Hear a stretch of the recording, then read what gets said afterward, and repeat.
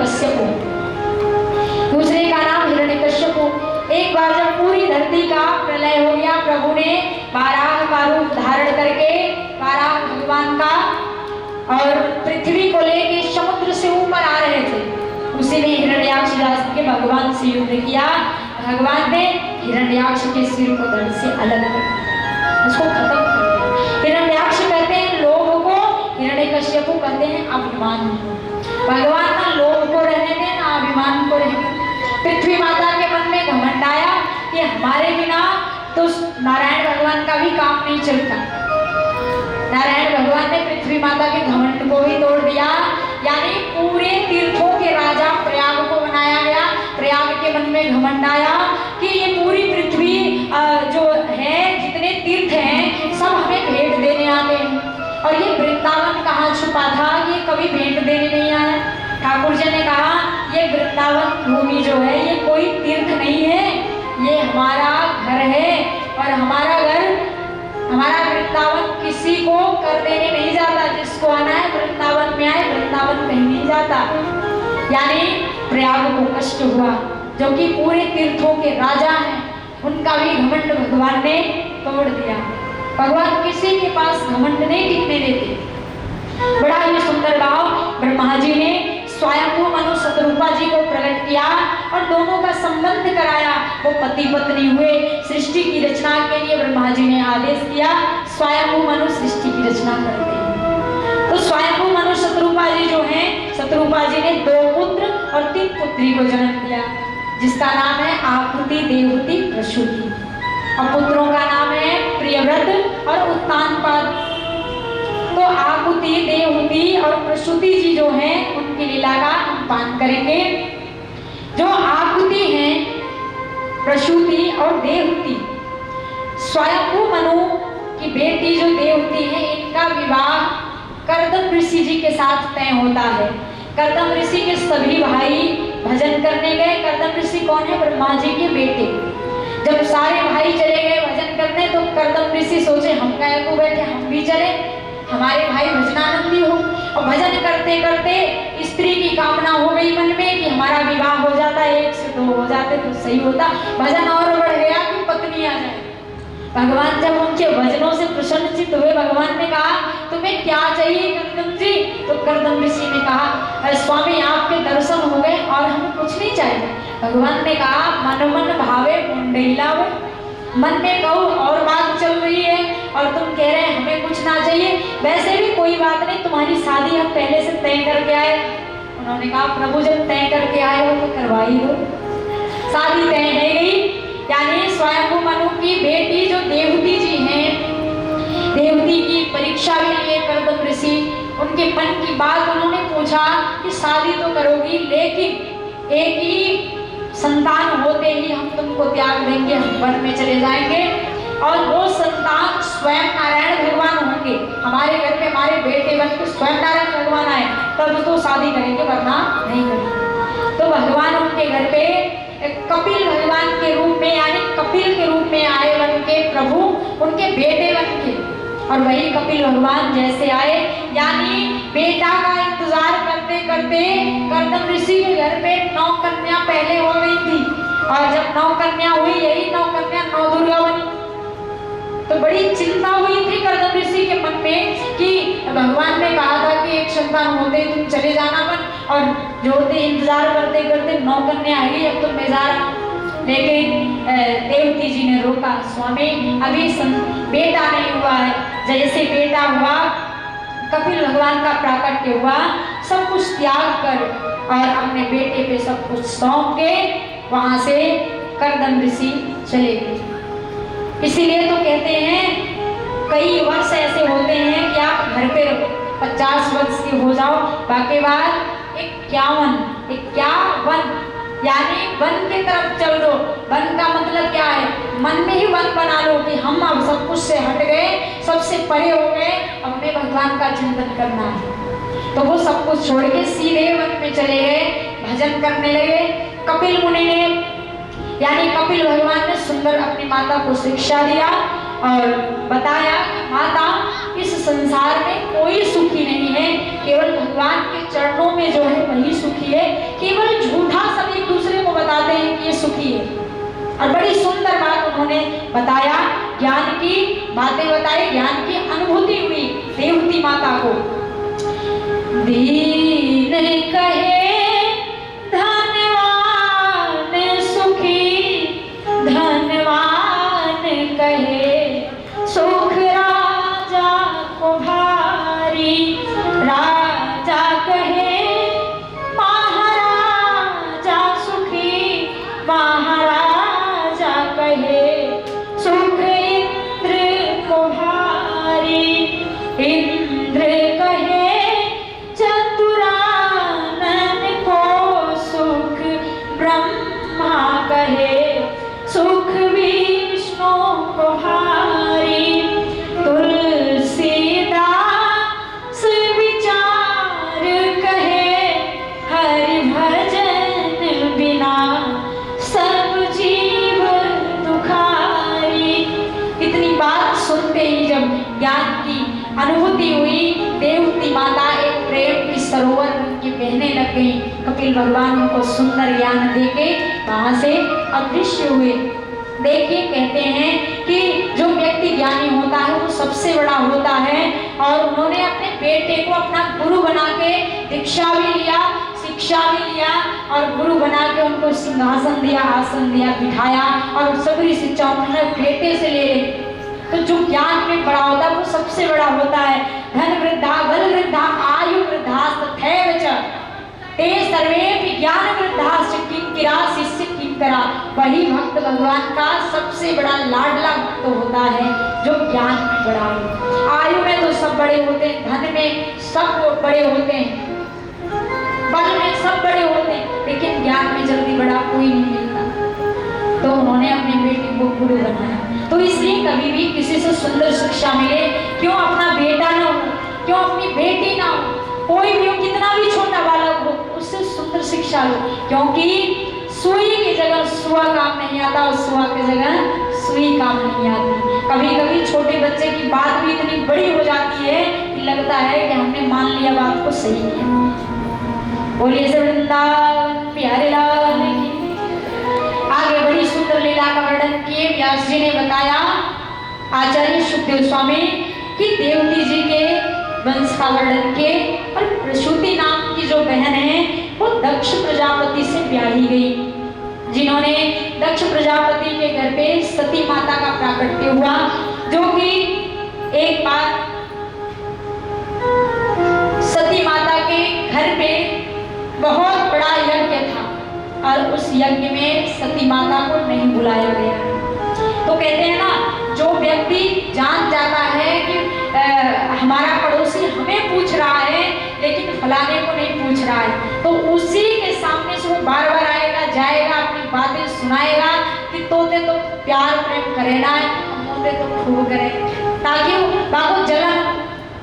तो देवी देवता के मन में भी इतनी कपट कि जिस समय जा रहे थे दक्ष प्रजापति के घर पे यज्ञ करने, तो सती माता के सामने से गुजर रहे थे और कहते हुए जा रहे थे कि अरे दक्ष प्रजापति के घर पे बहुत बड़ा यज्ञ है, चलो हम सब चलते हैं। और ऐसे आवाज करते थे कि सती माता के कानों में आवाज जाए और सामने से गुजरोगे तो पता चलेगा।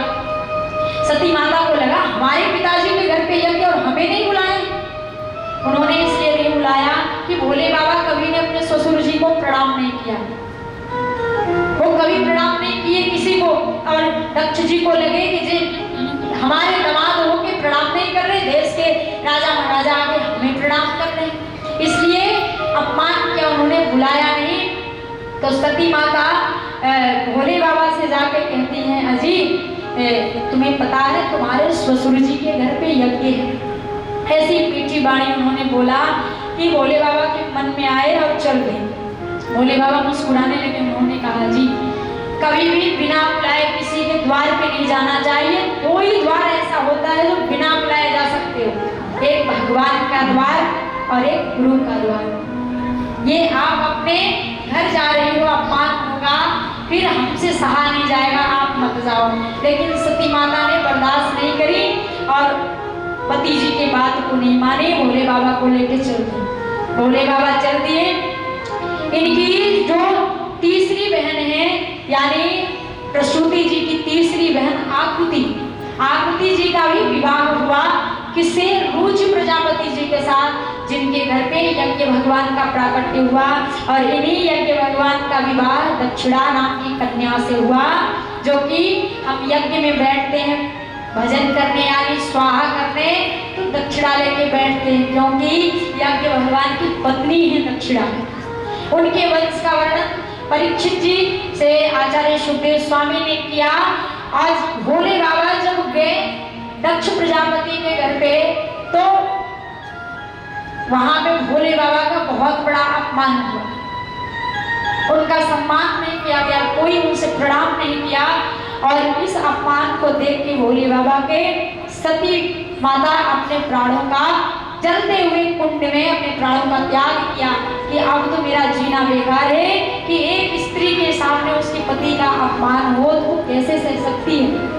भोले बाबा इस बात से उन्हें बहुत पीड़ा हुई और उन्होंने इतने क्रोध में आए कि अपने जटा को निकाल के धरती पे पटक दिए, और उस जटा के द्वारा एक वीरभद्र नाम का बालक प्रकट हुआ, सारे यज्ञ को भ्रष्ट कर दिया, और यहाँ तक कि दक्ष के सिर को काट दिया। और मेरे भोले बाबा से जब देवी देवताओं ने निवेदन किया कि प्रभु अब अपने क्रोध को शांत करो, तो भगवान ने एक बकरे का सिर दक्ष के सिर में लगा दिया, धड़ में। अब पहले तो दक्ष के मन में बड़ा घमंड था, मैं शब्द था, अब बकरे का सिर सच में लग गया, मैं जब करने लगा तो भोले बाबा मुस्कुराने लगे। 33 करोड़ देवी देवता मुस्कुरा रहे हैं, और ये सत्य बात है कि मैं शब्द जब अंदर आ गया तो हम अपने जीवन में कुछ कर नहीं सकते। आज भोले बाबा ने सती माता के शरीर का अंतिम संस्कार किया, और यही सती माता भोले बाबा को ही प्राप्त करती हैं मैना के घर पे, यानी उनकी बेटी के रूप में प्रकट हुई मैना के, और बेटी बनी तो उनका नाम पड़ गया पार्वती जी। पार्वती जी जब नाम पड़ा तो पार्वती जी जब धीरे धीरे बड़ी होने लगी, अभी भोले बाबा की झांकी भी आएगी बड़ी सुंदर, आप लोग सब लोग आनंद लेंगे, सभी लोग आनंद लेंगे। तो देखिए क्या है, भोले बाबा का विवाह जब संपन्न होने जा रहा, तो देवर्षि नारद जी जो हैं ये बन गए, जो बीच के होते हैं ना शादी कराने वाले हैं, क्या बोलते हैं उनको, बिचौलिया। तो देवर्षि नारद जी बिचौलिया बन गए, यानी लड़के को उन्होंने दिखाया नहीं, बस मैना से उन्होंने बात किया कि लड़का बहुत सुंदर है, अपनी बेटी का विवाह उससे तय कर दो। पार्वती जी के मन में था कि पति रूप में यदि हम प्राप्त करें तो अपने भोले बाबा को ही प्राप्त करें। घर में किसी को पसंद नहीं था कि भोले बाबा से पार्वती जी का विवाह, सबने मना कर दिया, लेकिन पार्वती जी ने कहा मेरा विवाह वही। अब भोले बाबा जब तैयार होने लगे, जब देवर्षि नारद जी ने पूरी व्यवस्था करवा ली, जब विवाह की तैयारी होने लगी तो सबने कहा भोले बाबा के जो गढ़ हैं, सांप बिच्छू भूत प्रेत अकाइन बकाइन डाइन जो भूत पिशाच हैं, सब भोले बाबा का श्रृंगार कर रहे हैं। तो भोले बाबा को सबने कहा बाबा जब दूल्हा बन रहे हो तो आपको हल्दी तो लगाना पड़ेगा, हल्दी लगेगी। तो भोले बाबा ने सोचा कि हल्दी कौन लगाए, ये जो मृतक शरीर की भभूति होती है, भोले बाबा ने हल्दी की जगह भभूति लगा दी, क्योंकि ये मरा हुआ शरीर जो है, लोग इसके पीछे पीछे जब जाते हैं गंगा जी लेके तो क्या करते हैं, राम नाम सत्य गोविंद नाम सत्य। ये मरा हुआ शरीर भगवान का नाम लिखवाता है, जीते जी बेचारा जब तक जिंदा रहा किसी ने नहीं कहा कि नाम ले ले भगवान का, जब मर गया तो उसको बताते जाते हैं राम नाम सत्य गोविंद नाम सत्य। भगवान ने कहा जिंदे से अच्छा तो मुर्दा है, कि इतने लोगों को साथ में लेके चल रहा है, तो वाकई मरे हुए शरीर की भभूति लेके शरीर में लगे। सबने कहा बाबा कुछ आभूषण पहन लो, दूल्हा बन रहे हो। तो भोले बाबा ने कहा ये आभूषण क्या पहनना, ये सबसे बड़े सांप जो सबसे मोटा सांप है वहां को लेके चैन बना के गले में लपेट, और जो बिच्छू है बिच्छू को कानों में कुंडल पहने। ऐसा क्योंकि आचार्य सुखदेव स्वामी बता रहे हैं कि भोले बाबा ने सांप बिच्छू को क्यों धारण किया, क्योंकि ये जो गहने बिच्छू की तरीके से काटते हैं। जब तक ये घर में रहते हैं, जब तक बिक नहीं जाते, हमारे मन को चैन नहीं मिलती। इससे अच्छा तो भगवान ने एग्जाम्पल दिया है कि जो गहना है वो सांप बिच्छू ही है, परेशान करता है, खाता है, डंक मारता है। मेरे प्रभु ने सांप बिच्छू को धारण कर लिए गहना बना के और सुंदर सज गए। जितने भूत प्रेत पिशाच हैं सब प्रसन्नता मना रहे हैं। एक दूसरे कंट्री के आ रहे हैं भूत, एक दूसरे से हाथ मिला रहे हैं, स्वागतम वेलकम कर रहे हैं। भगवान ब्रह्मा विष्णु महेश जी भोले बाबा ने सबको आदेश कर दिया कि बारात में चलने के लिए सब तैयार हो जाओ।